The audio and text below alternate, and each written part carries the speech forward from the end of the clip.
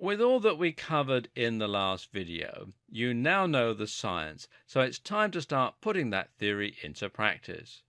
The great news is that HIIT training really is just as easy as it sounds, and simply involves alternating between periods of high exertion and relatively low intensity exercise. There are a few caveats, however, and it's important to approach this in a sensible and structured way in order to avoid injury or disappointment. Most people will begin their HIIT with running, as this is a very straightforward form of cardio training that doesn't require access to any specialist tools and that anyone can understand and use. There are countless HIIT protocols, however, and these vary in length and intensity. The key thing to recognize here is that high-intensity training of any kind can be highly dangerous if you have never done it before, if you're overweight, or if you're in very poor physical health. It's also dangerous if you have any pre-existing heart conditions. In short, you need a basic heart strength before you start pushing it to 100%. Thus, it's a good idea to build up at least a basic level of fitness before you start your HIIT training. If you're still gasping for breath whenever you ascend the stairs, then you're not ready for HIIT. But here's the thing. Even if you're used to exercising regularly and you're in good shape, switching to HIIT will still come as a very big shock if you've not used it before. This is a whole new ballgame in terms of the demands it places on your body, and you'll be surprised at how quickly you end up in a gasping heap on the floor. If you've never exercised before, then pay attention to the next section. If you've not used HIIT before, but you're in generally good shape, then you can fast forward to the one after that. Just a note of caution here, before beginning an intensive training routine, it is always a good idea to consult with your doctor and to ensure that you don't have any underlying heart conditions. Before you start pushing yourself to your cardiovascular limit, it's a good idea to first build up a basic level of fitness that will prevent you from shocking your heart too much. Right now you might be thinking that you don't need to worry about this and it's not likely you're going to suffer heart problems.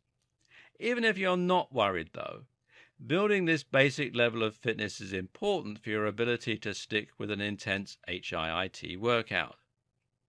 And this is the mistake too many people make. They launch straight into their training and hope they'll be able to keep up a pace that's far above what they find comfortable.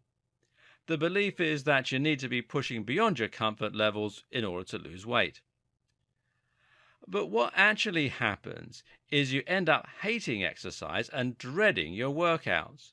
The result is that you find yourself putting it off and unable to take part unless you're feeling your very best. In no time at all, your training falls by the wayside and you give up. So don't aim to start losing weight or transform your fitness right away. Rather, focus on gradually improving your fitness so that your workouts are never outside the realms of comfortable to begin with. You'll find that as you do this, you learn to do more, and eventually this allows you to take on more challenging workouts and actually stick with them. So, how do you build up this basic fitness? Well, the answer is actually to start with steady-state cardio, using a gentle pace to begin with and then build up. Begin with running, but don't aim to run a long distance or to run quickly to begin with. Instead, just aim to enjoy running. Set out with comfortable running shoes and jog carefully and slowly for half an hour. When it becomes painful, go home. Do this once a week, and over time you'll find that you start running faster and further without even trying. Importantly though, you won't risk exhausting your body. You won't damage your knees overtraining, or you won't learn to loathe your training. This can be very frustrating at first if you are hoping to get into great shape right away. But what's very important here is to be disciplined with yourself. A lot of people think that getting into great shape is all about being disciplined enough to keep training.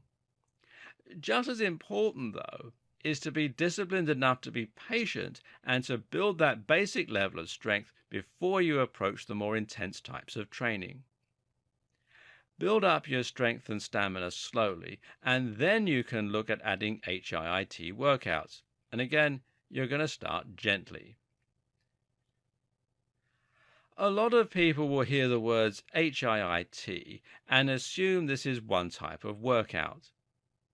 In reality, though, HIIT is a very broad and flexible term that can encompass a great many different types of training and a great many different protocols. One of the biggest mistakes you can make is to start HIIT and dive in right at the deep end with an intensive program aimed at the incredibly fit.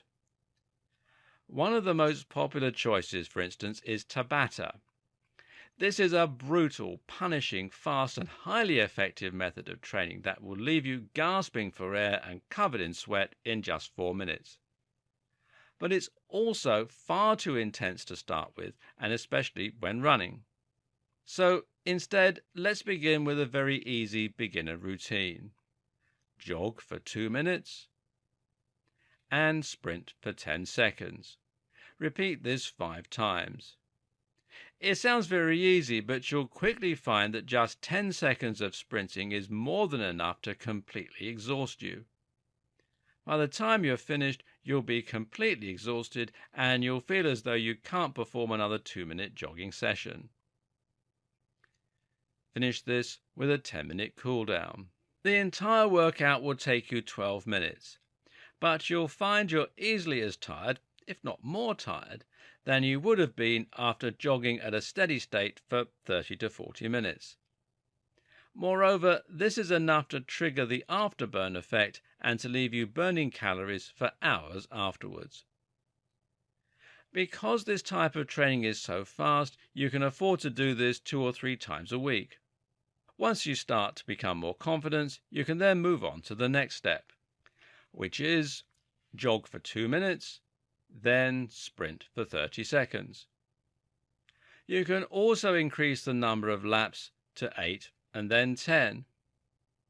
Eventually, you might be able to work all the way up to jog for 1 minute, then sprint for 30 seconds, or jog for 1 minute, then sprint for 1 minute.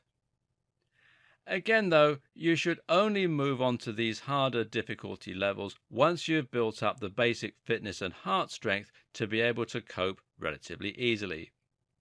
You should be exhausted at the end, but not at the point where you can't do anything for the rest of the day or where you're unable to train again for days and days on end.